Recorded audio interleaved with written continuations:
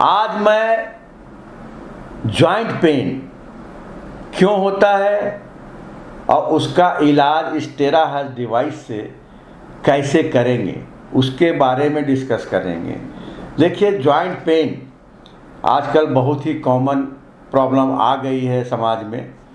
कोई sitting job वाले हैं, कोई स्टैंडिंग जॉब वाले हैं, हाउस वाइफ हैं तो स्टैंडिंग में किचन है, और खान पान टॉक्सिसिटी वाली है। मतलब पिज़्ज़ा, बर्गर, समोसा, कचौड़ी, पकौड़ी सब आप खा रहे हैं, टॉक्सिसिटी बॉडी के अंदर ले रहे हैं। चाय पी रहे हैं तो भी टॉक्सिसिटी है। कोई अल्कोहल लेता है तो उसमें भी टॉक्सिसिटी है। कहने का मतलब कोई दाल ज़्यादा खा रहा, अरहर की दाल, तूर की दाल में भी मतलब यूरिक एसिड बढ़ाने की क्षमता है। बीन्स खा रहे हैं तो भी यूरिक एसिड बढ़ता है, उससे जॉइंट में पेन आने लगता है। देखिए, एक तो ये होता है गाउट। जैसे आप बिग टो में, पैर के बड़े अंगूठे में आप देखेंगे स्वेलिंग और पेन इतना ज़बरदस्त है कि वो पेशेंट चल नहीं पाता है। फिर आइए, एंकल जॉइंट में भी हो जाता है, नी जॉइंट में हो जाता है, हिप जॉइंट में हो जाता है, पूरे स्पाइन में पेन उनका रहता है, होल बॉडी में पेन रहता है। उसके बाद आप फिंगर्स में आ जाइए, फिंगर्स में पेन रहता है। सारे जॉइंट इन्वॉल्व हो जाते हैं।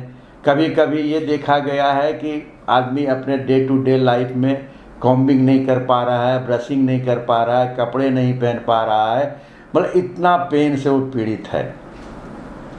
अब करना क्या है ऐसे मरीज को, क्योंकि वो एनाल्जेसिक खा के और ऑस्टियोपोरोसिस मतलब बोन खोखला हो रहा है तो पेन बना रहता है। इसलिए इस पे ये ध्यान देना है कि हमारे बोन का ऑस्टियोपोरोसिस ना बढ़े। ऑस्टियोपोरोसिस ज़्यादा बढ़ जाने से किसी किसी में देखा गया कि फ्रैक्चर भी हो जाता है, तो वैसे पेशेंट काफ़ी परेशान रहते हैं। अब यहाँ पे सबसे पहले ये करना है कि अपना जॉइंट पेन स्पेशली कहाँ पे हो रहा है। तो सबसे पहले आप मान लीजिए कि आपको नी में हो रहा है, या एंकल में हो रहा है, या शोल्डर में हो रहा है, तो आप किसी फिजियोथेरेपिस्ट से या ऑक्यूपेशनल थेरेपिस्ट से कंजर्वेटिव मेथड के ज़रिए आप अपने आप को सही कर लें। अगर नहीं सही होता है वैसे करने पे भी, एनाल्जेसिक खाने पे भी, तो मार्केट में लखनऊ में आ गया है टेराहर्ट्ज़ डिवाइस। इस डिवाइस से आप अपने बॉडी को, सेल को रिचार्ज करके नॉर्मल कर सकते हैं। वो रिचार्ज कैसे होगा? हर सेल हमारे बॉडी का जो है 70 to 100 मिली वोल्ट पावर का होता है। जैसे मोबाइल आपका डिस्चार्ज होता है वैसे ही आपका सेल भी डिस्चार्ज होता है। जब 10 to 5 मिली वोल्ट का सेल हो जाता है तो जिस जॉइंट का होगा, जिस ऑर्गन का होगा, जिस मतलब कहीं भी बॉडी में अगर सेल वीक पड़ रहा है तो आपको पेन स्वाभाविक है। पेन ही इंडिकेशन है कि आपका वो वहाँ का सेल जो है वीक हो गया। अब करना ये है कि इससे 2 गिलास चार्ज किया हुआ पानी शीशे के कंटेनर में, उसको आप पी लीजिए ट्रीटमेंट के पहले। उसके बाद चूँकि आपको ये मालूम है कि मल्टीपल जॉइंट इन्वॉल्व है, तो एक जनरल ट्रीटमेंट प्रोटोकॉल जो है उसको फॉलो कीजिए। जैसे सबसे पहले 2 मिनट सोल में, उसके बाद 2 मिनट हथेलियों पे, फिर 2 मिनट आर्म पिट पे, और फिर जो है पीछे, नी के पीछे 2 मिनट वहाँ दीजिए। जब ये दे लेंगे देन स्पाइन पे आइए। स्पाइन पे 5 से 10 minute from cervical to coccyx तक आप दीजिए, क्योंकि कभी कभी ये देखा गया टेलबोन में भी पेन हो रहा है, कभी कभी ये देखा गया सर्वाइकल हेपेटाइटिस की वजह से पेन हो रहा है, कभी कभी ये देखा गया थोरेसिक रीजन में पेन, कोई कोई झुक के बैठता है उसका काइफोटिक पॉस्चर हो जाता है, या कोई कोई पेट निकाल के, जैसे ओबेसिटी है तो पेट निकल जाता है, लॉर्डोसिस हो जाता है। तो इन सब को एक प्रॉपर क्या पोजीशनिंग होनी चाहिए, या ऑक्यूपेशनल थेरेपिस्ट या फिजियोथेरेपिस्ट ही आपको गाइड कर सकते हैं। यहाँ पे हम ज़्यादा वो पार्ट नहीं लेंगे, सिर्फ हम टेराहर्ट्ज़ डिवाइस का पार्ट लेंगे।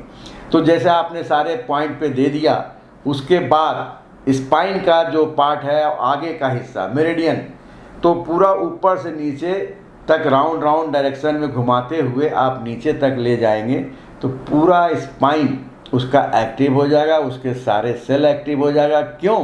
क्योंकि बोन मैरो वही है, इस वहाँ पे आपका स्टेम सेल भी है। तो स्टेम सेल स्टिमुलेट जब होगा तो सारे जॉइंट में नॉर्मल सेल भेजेगा और बैड सेल को एलिमिनेट करके पेशाब के जरिए, पसीने के जरिए फ्लश आउट कर देगा, क्योंकि बैड सेल को ये लिक्विफाई करता है डिवाइस, और लिक्विफाई करके बाहर फेंक देता है। रेजोनेट उसी सेल से करता है जो थोड़ा एक्टिव है, मतलब बहुत सुपर एक्टिव नहीं, उसके साथ रेजोनेट करके कंपन पैदा करके उस सेल में एक तरह से जैसे आप मोबाइल चार्ज करते हैं वैसे आपका सेल चार्ज हो जाता है। तो जहाँ पे भी पेन है ड्यू टू इन्फ्लामेशन वहाँ सबसाइड होने लगता है, नॉर्मल सेल वहाँ पे आ जाता है, उसको निकाल देता है इन्फ्लामेशन को। इससे क्या होता है, धीरे धीरे धीरे धीरे पेशेंट नॉर्मल होने लगता है। साथ में ये हम नहीं कहेंगे 100% इसी से सही हो जाएगा, साथ में अगर ऑक्यूपेशनल थेरेपिस्ट से कंसल्ट करिए और अपना फिजियोथेरेपिस्ट से कंसल्ट करके लाइफ स्टाइल क्या होना चाहिए, कैसे बैठना चाहिए, कैसे खड़े होना चाहिए, हर प्रोफेशन के लोगों का पोस्चर अलग अलग होता है, वो थोड़ा सा गाइडेंस ले लीजिए, बहुत ही अच्छा है। प्रॉपर पोजीशनिंग में कैसे लेटना है, कौन सा पेन कहाँ पे है, उसके लिए पोजीशन अलग है। तो ये इसमें बहुत लंबा वीडियो हो जाएगा, आप सीधे ऑक्यूपेशनल थेरेपिस्ट या फिजियोथेरेपिस्ट से मिलिए। इससे इस टेराहर्ट्ज डिवाइस से जो नॉर्मली 6 महीने में आप ठीक होते, अगर इसका आप यूज़ करेंगे तो 2 महीने में आप नॉर्मल हो जाएंगे, पेन बिल्कुल सबसाइड हो जाएगा, आप अपनी डे टू डे लाइफ में काम कर पाएंगे, कोई भी काम डिस्टर्ब नहीं होगा, क्योंकि एक्टिविटीज़ जो है आपका सुबह उठ करके सारा, जैसे ब्रशिंग है, टॉयलेट है, आपका कॉम्बिंग है, क्लॉथ पहनने का काम है, शूज़ पहनने का काम है, ये डे टू डे लाइफ में जब पेन होता है ना उसका डिस्टर्ब हो जाता है। दोस्तों इन सब से बचने के लिए आप फ़ौरन टेराहर्ट्ज डिवाइस का इस्तेमाल करें, साथ में थेरेपी भी लें और ऑक्यूपेशनल थेरेपिस्ट से पोजीशनिंग पूछें, कैसे आप बैठेंगे, कैसे उठेंगे, कैसे चलेंगे। तो ऐसा करने से और इसका चार्ज पानी पीने से आपके सारे जॉइंट का पेन सबसाइड हो जाए, क्योंकि इसका पानी अल्कलाइन हो जाता है, बॉडी में जो भी एसिडिक है प्रॉब्लम, मतलब टॉक्सिसिटी ज़्यादा है, उसको ये रिमूव करता है, आपके गट को सही करता है, आपके इम्यून सिस्टम को सही करता है, आपका ब्लड सर्कुलेशन बढ़ाता है। तो ऐसे कंडीशन में आपका जब इम्यूनिटी बढ़ेगी, ब्लड सर्कुलेशन बढ़ेगा, मेटाबॉलिक रेट बढ़ेगा, तो आप पाएंगे कि आप नॉर्मल हो रहे हैं। दोस्तों अगर ये वीडियो आपको अच्छा लगा होगा तो शेयर कीजिए, सब्सक्राइब करिए और लाइक कीजिए, इससे हमारा मनोबल बढ़ेगा और भी वीडियो हम बनाएंगे। धन्यवाद।